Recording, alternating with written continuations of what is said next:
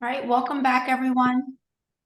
For those of you that are joining us for the first time, my name is Morella Deischer. I'm the founder of Virtual Hand to Shoulder Fellowship. And Hand Therapy Briefs is going to be happening over the course of the next few weeks. These are 30-minute short sessions, just to give you a sense of the didactic curriculum that the fellowship offers, and to also just contribute to share knowledge. Some of these will be lectures.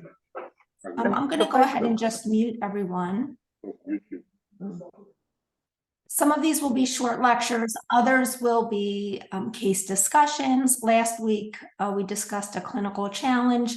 This week, I decided to speak on thumb CMC OA because it's such a common diagnosis that we all treat. And there's ongoing research with regards to management. So it's interesting just to become aware of ongoing changes with regards to the knowledge base in common diagnoses like this. So we'll touch on some recent updates. But what I like to do when I'm educating clinicians is start with the anatomy. A thorough knowledge of anatomy is really important to then understanding the pathomechanics. When you're talking about a pathology, an injury. So that's where we're going to start. So with regards to the anatomy of the thumb CMC joint, we've all heard it described as a saddle joint. And, what does that mean?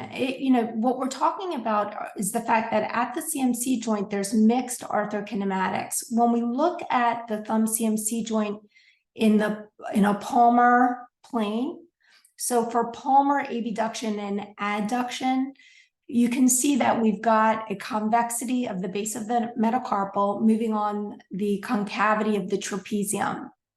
So this speaks to what's happening with movement at the articular surface. As the thumb is moving away from the palm, the articular surface is rotating in the opposite direction. That helps not only inform us on the mechanics of the joints, but also when we're using our hands to facilitate motion, it guides us with regards to those normal kinematics so we can best support them. When we look on the palmar plane, you can see that now the base of the metacarpal is concave and it's moving on the convexity of the trapezium. So this is the saddle joint. You've got these mixed arthrokinematics happening there. When you've got a concavity moving on a convexity, as the thumb flexes and extends, you've got the movement in the same direction. The base of the metacarpal is gliding in a volar direction as the thumb is flexing across the hand, or ulnarly. So if we're looking anatomically, the thumb into flexion is moving in an ulnar direction, so is this, the base of the metacarpal. Now, the planes of movement for the thumb are, there's a significant amount of movement here. We've got flexion and extension, adduction, abduction, but then we also have coupled movements. When we think about the function of the thumb and that it allows us to oppose our fingers, this movement of opposition is a combination of movements. It's a combination of flexion and adduction at the CMC joint. And when we move our thumb away from our hand, we have another coupling of movements. We're moving into extension. So there's some rotary movements that are occurring at the CMC joint as well. There's about 17 degrees of rotational movements that are occurring there. And so we get these complex movement patterns of the thumb. So the thumb has a high degree of mobility, and that's one of the reasons why it's vulnerable to the degenerative changes we see with thumb CMC OA. As far as the muscles around the thumb CMC joint, they're providing dynamic stability. So there's 8 muscles. Recent research has identified the first dorsal interossei as one of the muscles that is contributing to, or potentially contributing to, the stability of the thumb CMC joint. So when we talk about exercise programs that we're prescribing for conservative management, we'll see the addition of working on that first dorsal interossei for that reason.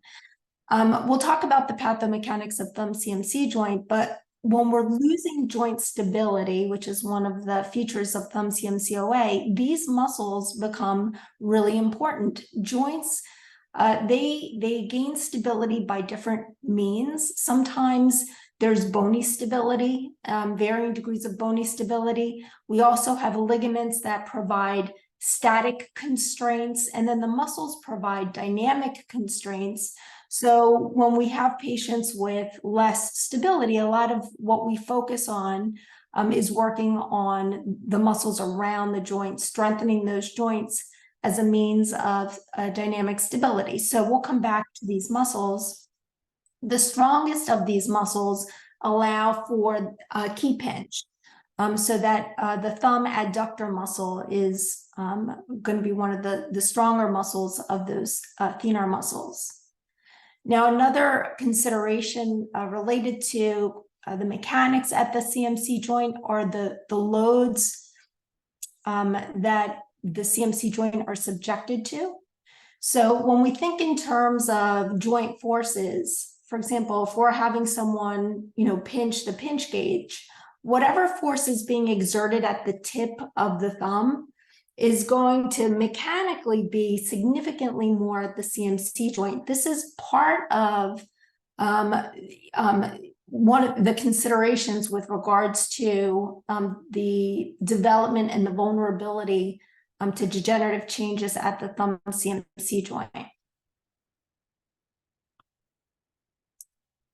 Now, so we talked about the bony architecture at the CMC, it's the saddle joint. We then talked about the muscles around the joint that contribute to dynamic stability, but the joint is also being stabilized by ligaments. So we're going to turn our attention now to the ligaments that stabilize the thumb, and they serve several purposes. The ligaments around the CMC joint, they do act as stabilizers, but at the same time, there are mechanoreceptors in there that are providing position sense. So it allows us to control movements better through that feedback.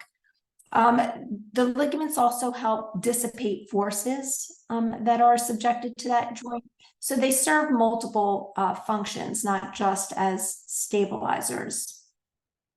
So there are three dorsal ligaments. There's the dorsal radial ligament, there's the dorsal central ligament, and the posterior oblique ligament. All of these ligaments are positioned so that they become restraints when the thumb is in a more flexed and abducted position. So when you think about the way we use our thumb, pinching, we are, flexing and abducted at the CMC joint when we're doing these prehensile movements where we're opposing our digits. So if these ligaments are then becoming taut when we're working here, it would make sense that these would be the primary restraints against translation of the base of the metacarpal. So these three dorsal ligaments are thought to be the primary restraints against that posterior or dorsal radial subluxation at that CMC joint. So just keep that in mind. There are two anterior or volar ligaments, the anterior or the beak ligament, and also the ulnar collateral ligament.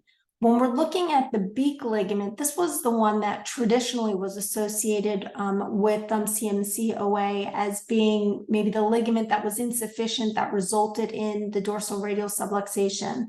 But this is now thought to be more of a secondary restraint because when it's acting as when it's in a position to act as a restraint, the thumb is more in a more extended adducted position at the CMC joint.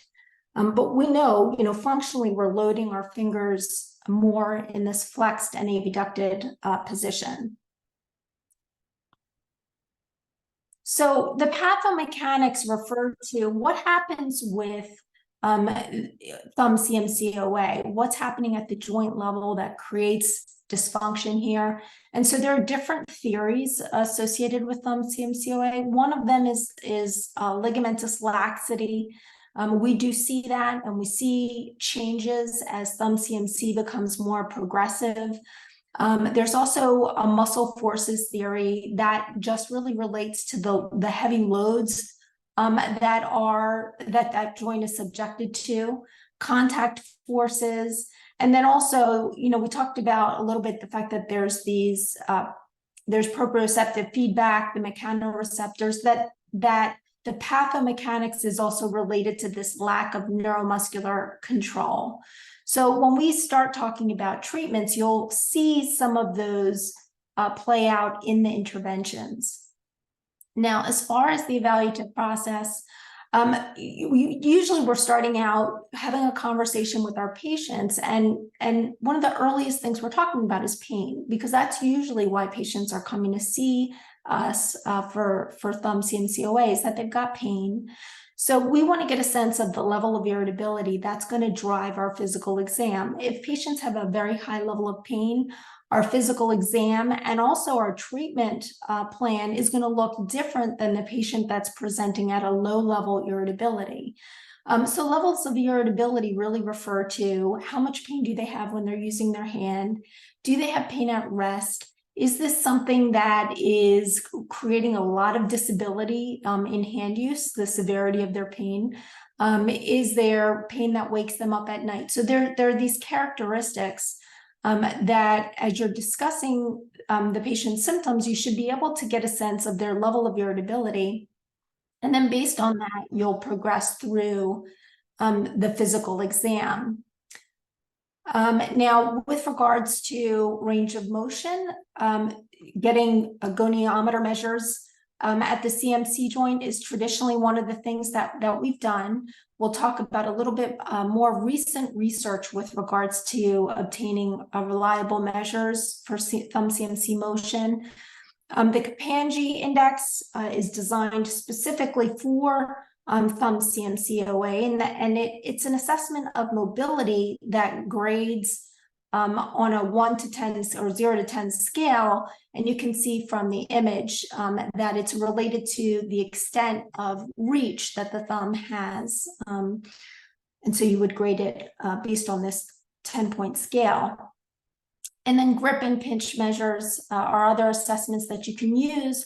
But again, you want to think about the patient's level of irritability as well. So if we have patients with higher level of irritability, those are not critical assessments. So keep that in mind. The other factor is, we get patients with a prescription for thumb CMC-OA, we still want to do our differential diagnosis. We want to confirm the diagnosis, that it presents consistent with the referral. Also, are there potential other contributing factors? Patients often can have coexisting conditions, things like decurvains. Sometimes they've got a little bit of a radial neuritis. So these are things that you want to assess for. There's even the potential that maybe there's some scaphoid pathology because that's something that can get missed acutely, and patients might have something going on there. So we want to do a thorough clinical assessment. Consider that there could also be other contributing factors to their symptoms or maybe other sources. The other thing that we do is just make observations. So with thumb CMC-OA, as it becomes more progressive, one of the things that we start to see is a shift of the base of the metacarpal off the trapezium. So we get this dorsal radial migration of the base of the metacarpal, and that happens in a more progressive fashion depending on the severity of the disease process. So thumb CMC-OA is graded on a 4-stage scale that's identified through radiographs. And someone that has a little bit of a like a mild subluxation, like in this image, might be someone that's maybe at a stage 2. Well, we call this a shoulder sign, this indication that maybe we've got a little bit of this dorsal radial subluxation. So that's something that we can observe for. And we'll still, we'll make comparisons to the contralateral hand. On occasion, they might be referred to us for both. Oftentimes it's a referral, for one hand. So we want to make observations as well. The other thing is just on observation that they're losing that radial abduction. And as someone starts to develop this dorsal radial migration, the other adaptive pattern that we start to see is a tightness of the web space muscles. So you can just visually even observe that, but of course we'll take then our measures. The lever test has been identified as being one of the more sensitive and specific tests that we can do clinically to identify the potential for thumb CMC OA. Of course, we're going to do additional assessments. The grind can be part of our exam, but that has a lower sensitivity. So just being aware of the weight that we should be giving different tests that we do. Additional things that we can do is even just joint palpation, because that is one of the signs that they could have some changes there, just even tenderness. So I've pulled the videos from this talk because we have a short period of time, but I did include this one so that you can appreciate what this would look like. Essentially, part of the pathophysiology we talked about is the ligamentous laxity. The lever test is a joint play motion assessment. So you're stabilizing the trapezium and you are doing a radial and ulnar glide of the base of the metacarpal on the trapezium. You're going to compare that to the contralateral side, but you're also looking for, in addition to the laxity, provocation of symptoms. So that's the lever test. So in terms of treatment, there are a number of conservative interventions. I think one of the things that we've moved towards with all the added research is being a little bit more strategic and targeted with the exercises that we're doing.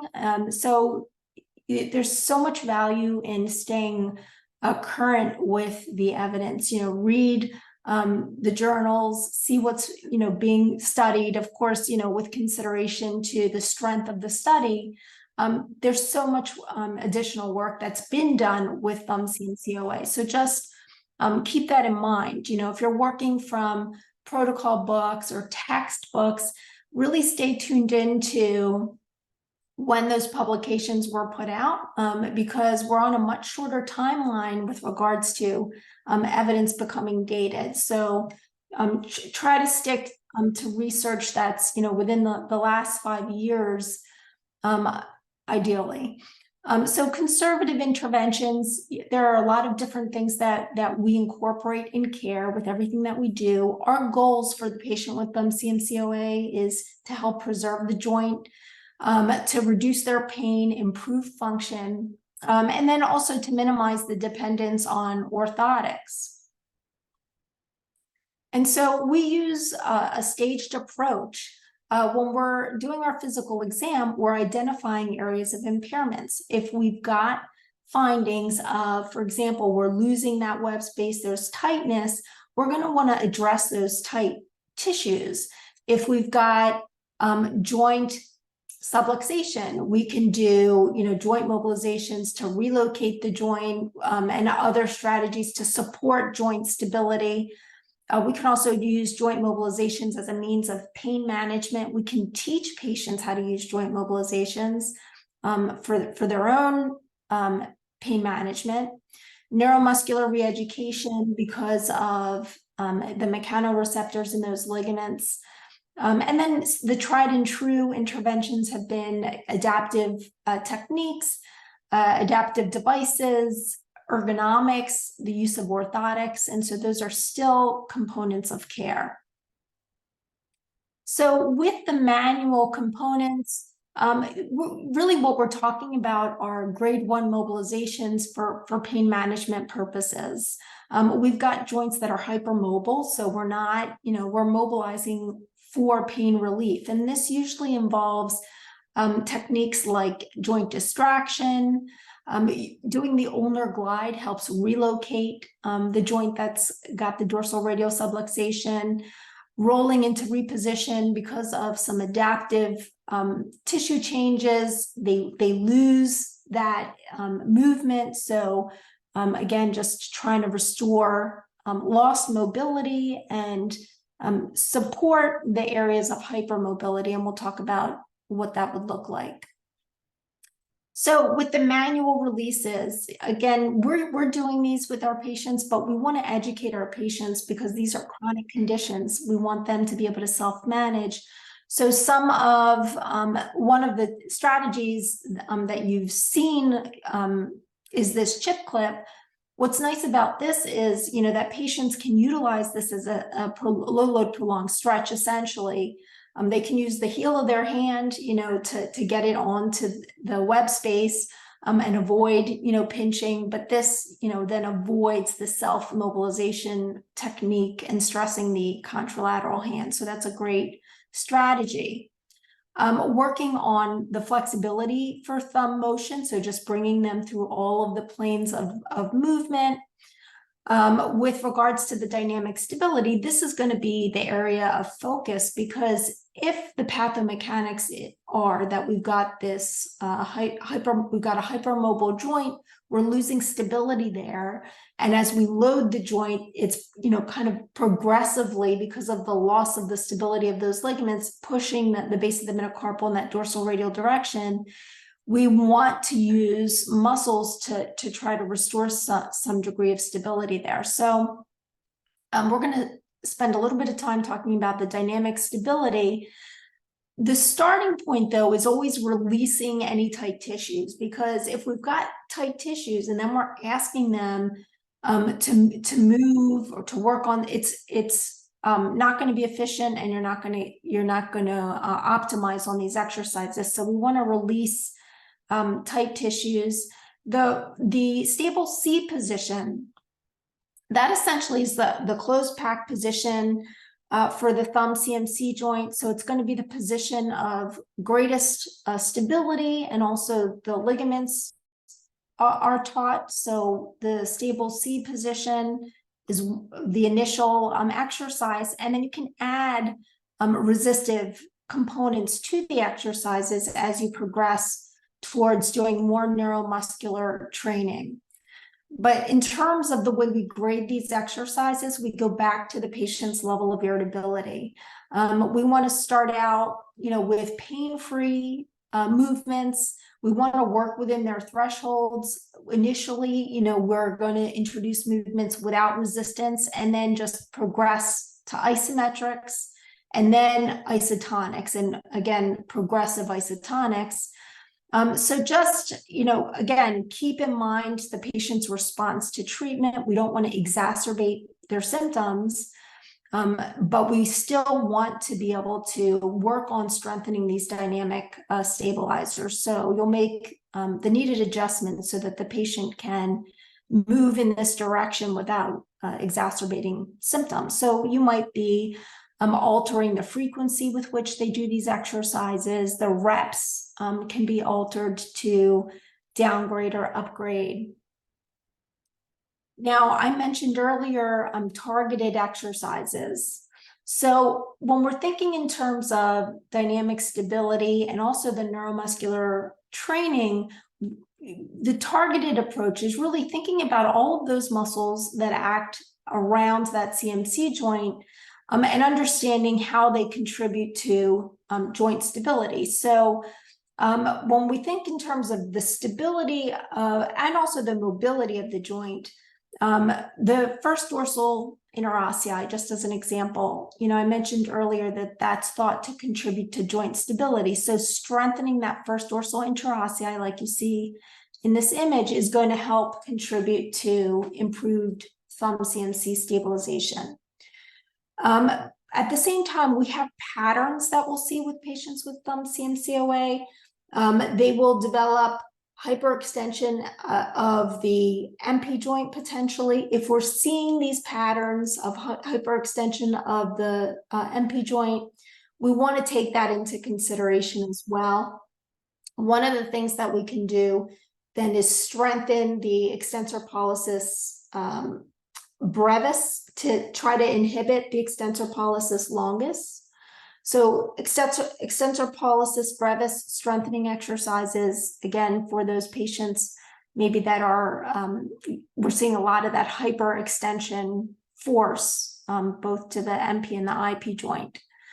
The opponent's muscle, with the thumb and working into these pinch positions, the thumb, I mentioned, has these rotary movements. So the pronation of the thumb is controlled by that opponent's muscles. So strengthening the opponent's. Another muscle that's important to help inhibit some of the extension, hyperextension that we can see at the MP joint is the flexor pollicis brevis. So with the strengthening regimen that you're seeing associated with these thumb CMC programs, there's a reasoning behind these targeted exercises. And this is the reasoning. We're trying to work against patterns of subluxation and create stability. We're also trying to inhibit muscles that are pulling us into those extension forces by strengthening some key muscles like the flexor pollicis brevis, because that has implications for the thumb CMC joint. If we have patients with hyperextension at the MP joint, it's going to increase joint forces here. So we need to take into consideration the adjacent joints.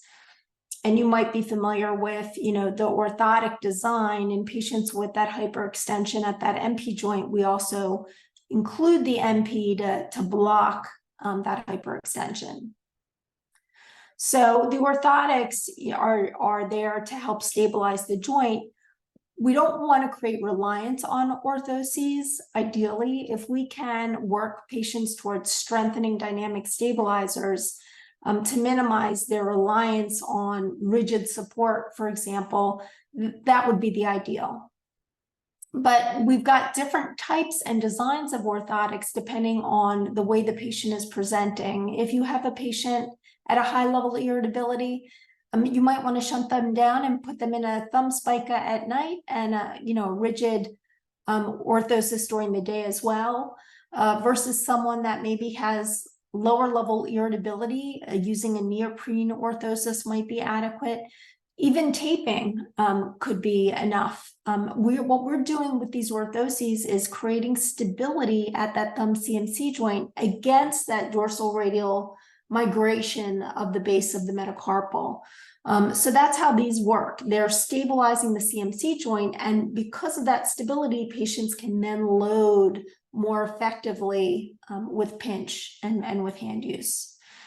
So they stabilize the joint, and for that reason, they reduce pain and increase function. They're an important part of management. But ultimately, we're using this multimodal approach. We use the orthotics, the exercises, joint lobes, modalities, taping techniques, the joint protection techniques, ergonomics. All of those are incorporated into patient care. And a lot of what we're doing, is to give the patient independence in self-management, because this is a chronic condition. A lot of what we've discussed, we're educating patients to do independently, and so that they can work, on these things on their own, because again, it's a more chronic condition. For the patients that progress to surgery, it depends on the surgery that they've had in terms of how they're managed, but we want to think about those healing timelines. So based on the procedure, they might have restrictions related to bone consolidation. Soft tissue healing timelines, is definitely one of those considerations.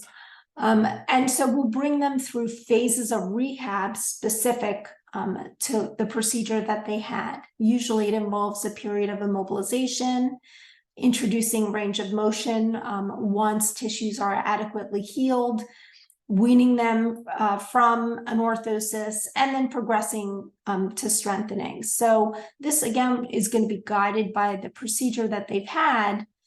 And there are different types of procedures, so just keeping that in mind. Now, the more current evidence that I just wanted to touch on One of them is related to measuring motion in radial and palmar abduction. A study was done in 2022 that found that if you're measuring the distance from the first and second metacarpals for radial and palmar abduction, that has good reliability with regards to that measure. In the study, they used a caliper, but you can also use a ruler on your goniometer. Some other studies are related to the use of proprioception in exercises. They've done research that shows findings that it does improve position sense. There's one study that shows that adding all of those targeted exercises doesn't have a bigger impact on outcomes than the traditional treatments of orthoses. But again, this study then also had weaknesses. So taking into consideration the level of evidence, the weaknesses of the study, it's good to be aware of the literature and also how to interpret the literature. And then another study looking at dynamic stabilization showed that it did have good outcomes on pain, and it improved function, but also that it was more effective for patients in an earlier stage of OA. So that's an overview on thumb CMC OA. There's a lot of information here. But just to show you, number one, that the evidence, changes over time, but also for a condition that we see very routinely, there's a lot that we can do for these patients to support them. I don't see any questions in the chat. Does anyone have any questions as we near the end of this session?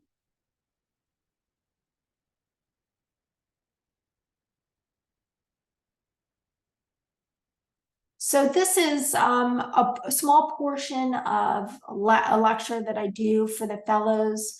The lectures are organized similarly, where we go over the anatomy, the pathomechanics, the pathophysiology, and then we get into surgical management, which we didn't really touch on today, and then therapy management, both for conservative and then post-op therapy. So this is the way that the content is generally presented, and usually then there's a case study that we discuss. So I appreciate that everyone joined the session today. If you have questions, I'll stay on. Otherwise, you can post them in the chat. Next week will be a little bit different. We're going to talk about a complex hand injury, but we'll also present a case study. So I'm going to have one of my faculty, Ingrid, will present a case study on a complex hand injury, and then I'll share a little bit of a didactic lecture related to that topic. So hopefully we'll see you next week. And again, I appreciate you joining today.